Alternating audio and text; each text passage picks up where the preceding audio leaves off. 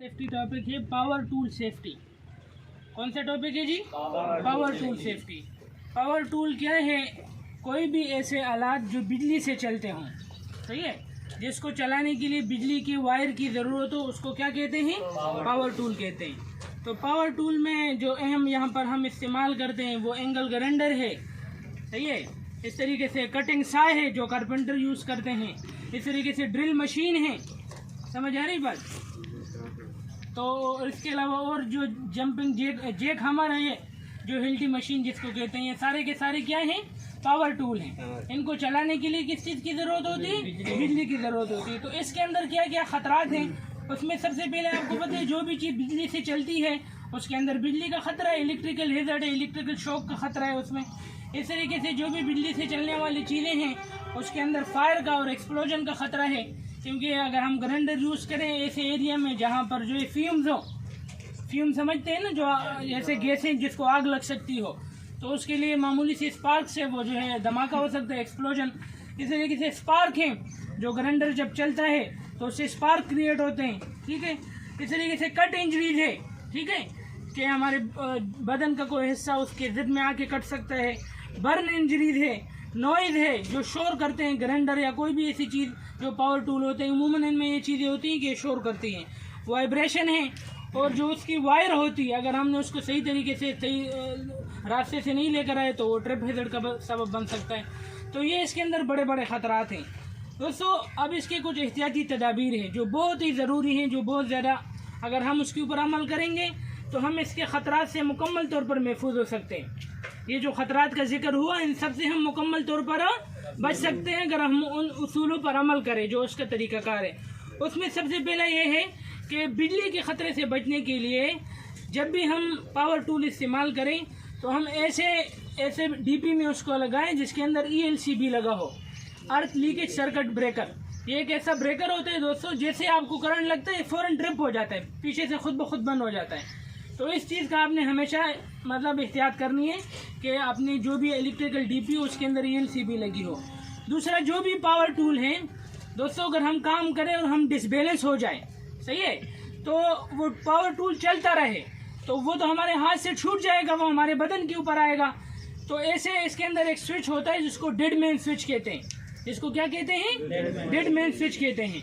वो ऐसा होता है कि जब तक आपकी उंगली उसके ऊपर होती है वो चलता है, जब आपकी उंगली हट जाती है वो क्या हो जाता है? बंद हो जाता है। इस ऐसे स्विच को क्या कहते हैं? Dead man switch. तो जब भी आप पावर टूल उठाएं इस बात को लाजमी इंश्योर करें कि उसके अंदर डेड मैन स्विच लगा हुआ है, क्योंकि क्या भरोसा आप ऐसी जगह में काम कर रहे हो आप डिसबैलेंस हो जाओ, ठीक है।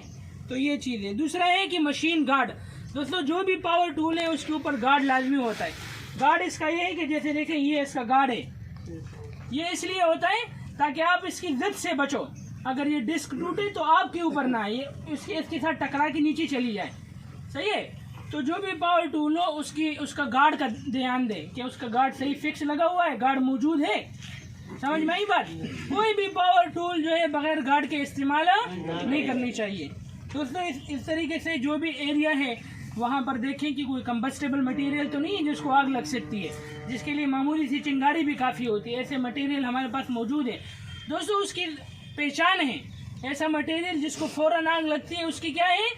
पहचान है। वो ऐसे नहीं है कि हम ऐसे कह रहे हैं। जो भी डब्बा होगा ना उसके ऊपर शोला बना होगा।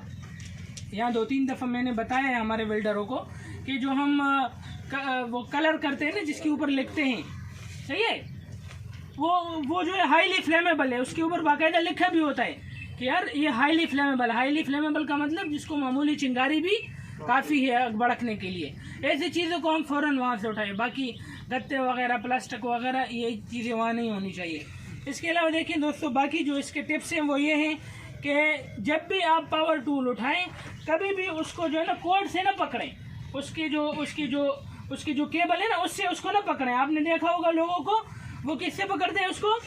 इस केबल से पकड़ते हैं। यार ये केबल पकड़ने के लिए नहीं होती, इसके अंदर तो स्क्रू लगे हैं ना, वो जिससे हमने इसकी वायरों को टाइट किया होता है। उसकी इतनी इस्तेदाद तो नहीं है, इतनी उसकी कैपेसिटी नहीं है कि उसके ऊपर आप ग्राइंडर का वजन डालें या किसी और पावर टूल का वजन डालें, ठीक है। तो कभी भी पावर टूल को केबल से पकड़ के ना उठाएं। दूसरा, never hang the code to disconnected. जब आपने डिस्कनेक्ट करना हो ना तो ऐसा ना करें कि दूर से यूँ खींचे।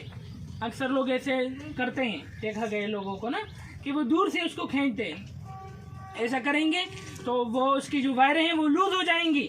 आप दूसरी दफ़ा जब आप लगाओगे आप ही को करंट लगेगा। समझ आ रही बात? इसको यांग कहते हैं। और दूसरा ये है कि जो भी पावर टूल की केबल हो उसको हमेशा हीट से बचाना है। किससे बचाना है? हीट से, गर्मी से बचाना है। उसको ऐसे रास्ते पे नहीं लेकर आना जिससे जैसे जैसे जो प्लेटें कट जाती है ना, जो शुरू में गर्म होती है, या कोई बिल्डिंग चीज़ जहाँ बिल्डिंग हो रही हो ना, वो एरिया गर्म होता है, उसके ऊपर अगर आप लेकर आएंगे तो उसकी जो कोड है एक्सटर्नल बैरूनी वो जल जाएगी और वो ख़तरे का बायस आपके लिए दूसरी दफ़ा बनेगी। और जब भी आप पावर टूल यूज़ न करें ना, उसको फ़ौरन डिस्कनेक्ट किया करें, उसका रिसेप्टिकल फ़ौरन निकाल लिया करें। इस चीज़ का एहतियात करें। दूसरा ये है कि जब भी आप पावर टूल इस्तेमाल करें उससे मुताल्लिका जितने भी PPEs हैं वो हमेशा इस्तेमाल करें। जैसे ग्राइंडर के लिए क्या क्या PPEs हैं? हम फेस शील्ड पहनते हैं, हम ग्लव्स पहनते हैं, हम एप्रॉन पहनते हैं। ये सारी चीज़ें जिस पावर टूल के लिए जो भी PPEs है ना वो हमेशा पहने रखें, आप हादसा से बचेंगे। इसके अलावा जब आपने इसको स्टोर करना हो तो ड्राई प्लेस में, खुश जगह पर इसको रखें। ऐसा ना हो कि पानी के अंदर आपने इसको रख लिया और जब आपके हाथ गीले हों, आपके कपड़े गीले हों, आपका बदन गीला हो तो आप पावर टूल को इस्तेमाल ना करें, क्योंकि बिजली की चीज़ों को अगर गीले हाथों से इस्तेमाल करेंगे वो करंट का बायस बनेगा। जब भी आप पावर टूल इस्तेमाल करें तो इस बात को लाजमी बनाएं कि वो डबल इंसुलेटेड हो। वो क्या हो? डबल इंसुलेटेड का मतलब है कि इसके अंदर जो तार है ना, एक तो इसकी बैरूनी लाल ये ब्लैक कलर की है ना, ब्लैक कलर की इसकी जैकेट है ना, एक उसके अंदर जैकेट होती है। ये दोनों जैकेट है उसके ऊपर मौजूद हो तो आप जो है इलेक्ट्रिक के बिजली के ख़तरे से बच सकेंगे। तो इस बात को इंश्योर करें कि जब भी पावर टूल इस्तेमाल करें वो कैसी हो? डबल इंसुलेटेड हो। वो कैसी हो? डबल इंसुलेटेड हो। और उसके अलावा वो 3 प्रोंग हो। क्या हो वो? 3 प्रोंग। दोस्तों ये जो है ना, इसको प्रोंग कहते हैं। ये आपको नजर आ रहा है? ये इसके अंदर ये एक जो है बड़ा है और ये लंबा है, ये एक इसका जो हिस्सा है ये दोस्तों ग्राउंडिंग के लिए होता है। किस लिए होता है? ग्राउंडिंग के लिए। और ये बड़ा इसलिए रखा जाता है ताकि ये पहले जाके कनेक्ट हो जाए, ताकि ये पहले जाके कनेक्ट हो जाए। खुदा न खास्ता अगर ELC भी काम न करे तो करंट जो है मुझे न लगे, डायरेक्ट क्या हो जाए? ग्राउंड हो जाए। दोस्तों करंट की यह खासियत है कि उसने ज़मीन में जाना है, उसने ज़मीन में जाना है, या आपके बदन से होते हुए जाए या किसी तार से होते हुए जाए। समझ आ रही बातें? अब करंट की यह खासियत है कुदरत ने इसमें रखी है कि ये आसान रास्ता तलाश करता है। ये कौन सा रास्ता तलाश करता है? आसान रास्ता तलाश करता है। अब इस करंट को हमारे बदन से ज़मीन में होते हुए जाने में मुश्किल पेश आती है, इसको मुज़ाहिमत जो है ना रेजिस्टेंट होती है। जब इसके लिए वायर मौजूद हो तो ये वायर से नीचे ज़मीन में चली जाती है। तो ये बहुत ज़रूरी है। ये जो इसके अंदर ग्राउंडिंग का पिन है ना, ये ग्राउंडिंग पिन कहलाता है। मैंने आपको इसकी पहचान बताई, ये मोटा होता है और ये बाकी दो से बड़ा होता है, लंबा होता है। सही है।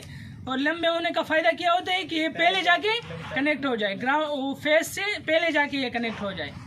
ये बातें समझ में आ रही है दोस्तों? ये बहुत ही ज़रूरी बातें हैं। इस तरीके से जब भी आप पावर टूल इस्तेमाल करें तो इस बात को यकीनी बनाएं कि उसके केबल के ऊपर किसी किस्म का कट वगैरह ना लगाओ, उस पर किसी किस्म का कट वगैरह ना लगाओ।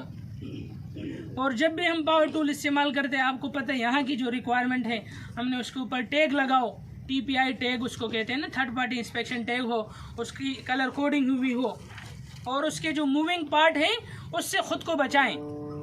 जो भी पावर टूल है उसके मूविंग पार्ट से, जो घूमने वाले आज़ाएं हैं, उससे ख़ुद को बचाएं।